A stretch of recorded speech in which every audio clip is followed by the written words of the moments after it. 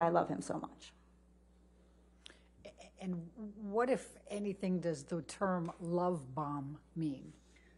So the love bombing is, it's more of the colloquial term for the younger folks here, but, where you shower someone with affection and love, in this contrition and calm phase where, everything about you is special. You're the best thing in the world. I'm never going to do anything to hurt you again. I would never let anyone hurt you. And it could be sending flowers and buying gifts or going on trips or your favorite restaurant. And that is, a way of where the man is trying to make those amends. And then it gets the woman hooked. So they get hooked on the kindness. They get hooked on the love. They don't get hooked on the abuse. I've never met one woman in the hundreds and hundreds and hundreds that I've evaluated who was not concerned about the violence. They're all concerned about the violence, but they go for the love.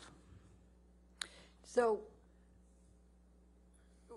in your experience with these dynamics that you've described, does the victim ever yell at her partner? Absolutely. Why? We know from the research that women use verbal and physical acts of aggression in these relationships. That's not uncommon. This has been researched for 5 decades. And a woman may yell at her partner because she's angry. And anger is a very normal emotion to having been abused. She can also be afraid, but they don't have to be mutually exclusive. We can absolutely, as human beings, feel 2 or 3 or 4 different emotions at once. People do often say to me, oh, she would never yell at him if she knew he was going to hit her. And that's not true. That's just patently not true. That's not supported in the research, and that's not supported in my clinical practice. The problem is there's a classic double bind. The violence has been so normalized in the relationship now. She gets hit if she does yell. She gets hit if she doesn't yell. So for women who feel at certain moments that they need to preserve some sense of their autonomy and their independence and stand up for themselves, they will yell and they will fight back even though the risk of violence is there. So it doesn't mean that she's not afraid and that she's not concerned about the violence. And it doesn't mean she doesn't also use placating and compliance strategies most of the time as well. Does in the cases that you have and in your experience, does the abuse typically take place in front of others?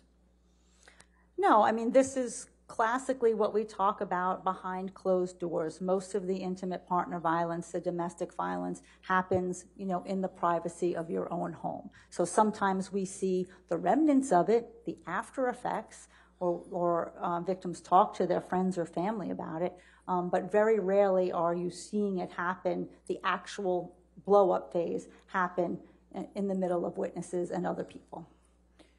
What does the term bystander effect mean? So bystander effect means what happens when people are aware that domestic violence is happening. What happens when they're aware, even if they're not seeing it, that it could be happening. And what happens is we know that it's very difficult for people to stand up and say something. It's very difficult, especially in situations where there's a larger community of folks and the person who perhaps is perpetrating the abuse is the leader of that community. It becomes very difficult to go up against that, to go up against the sort of the head honcho of the community. People are very fearful of losing their jobs. I've seen this time and time again in the cases that I've worked on, either the Boy Scout cases or the clergy abuse cases, all of those type of cases where the USA Gymnastics, where when we go back and we look, we see people knew. But the secretary doesn't want to lose her job. She has kids to feed. The guy who, checks you in, he doesn't want to lose his job because he has a mortgage to pay. So people are quiet and they don't say anything.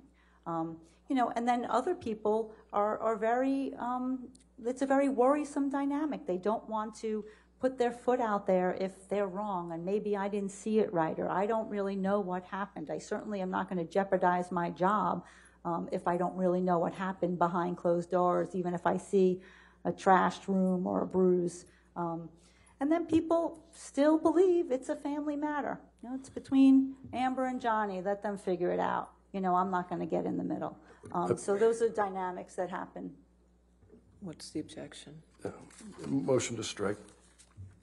What's the objection? We identified 2 names in the answer. Overruled. Next. Thank you. Question. Did you finish your answer? Yes, I believe so. Okay. What about mutual abuse? What is that? What role does that play? So mutual abuse isn't really a term of art that we use. What we look at is situational couple violence and intimate partner violence. And when we look at situational couple violence, that really does characterize the majority of types of violence and abuse that happens in relationships. That's when a couple gets out of hand. They may push, shove, slap, yell, say some things that they don't want. And it's not that those behaviors are okay, but those are sort of what our larger scale community-based studies say happens in these relationships. That's distinguished from intimate partner violence, what I'm talking to you about, that has this constellation of symptoms and is rooted in the abuse of power and control. Is there research that addresses this mutual abuse? Yeah, there's research that addresses what does gender symmetry look like, male and female. Are they the same? And there's certainly, as I said, research that on the lower end types of violent behaviors, push, shove, slap, we may see similar rates between men and women. In psychological aggression, yelling, name calling, putting down, in some of our big community scale studies, we may see similar rates of perpetration in those behaviors. But then there are, other situations where we don't have gender symmetry. And what the research talks about very clearly is you have to examine context. You have to examine the differential of power and control and coercive control in the relationship to make a full determination. Do women use violence in relationships? Yeah, absolutely. Again, we've known this for 5 decades in our research. We've been studying this since the 70s. And when we look at what happens, women do report their use of violence. The majority of violence that we do see is what we call reactive violence or self-defensive violence, or sometimes violence that's perpetrated independently of an assault, of something that's going on. But mostly that when the partner begins to become violent, then she may become violent and fight back. And that's not an uncommon dynamic, that if somebody is being pushed or shoved or hit, that a person would fight back. That has been established in the research. And what, if any, effect does that have on changing the power dynamics or the structure? Well, you have to find out, does it? Does her use of violence change the overarching power structure of coercive control and violence and abuse in this relationship? And you have to examine those variables to see, does it or does it not? Can men be victims of intimate partner violence? Absolutely. Certainly we know that we have to be careful of gendered stereotypes. We can't go in and think, oh, only the woman is the victim and only the man is the perpetrator. That just does not comport with the research. We know that the research also shows that we can have domestic violence in same-sex relationships. My very first case was a same-sex domestic violence homicide in Brooklyn. That was in 1998. So I've been examining and treating individuals in a variety of types of violent contexts. So we have to be careful that bias doesn't get in our way when we're evaluating a particular situation in a particular case. That said, we do know that there still are differences. In a heterosexual couple, in a male-female dyad, the research still is clear that there are differences. Men still perpetrate more severe acts of violence. Women are still more likely to be injured. They are much more likely to suffer sexual violence at the hands of their partner. They're more likely to be intimidated, afraid, and they're much more likely to be killed. So we know that those differences exist, but we do examine, in those individual circumstances, knowing that either one could be a perpetrator or a victim.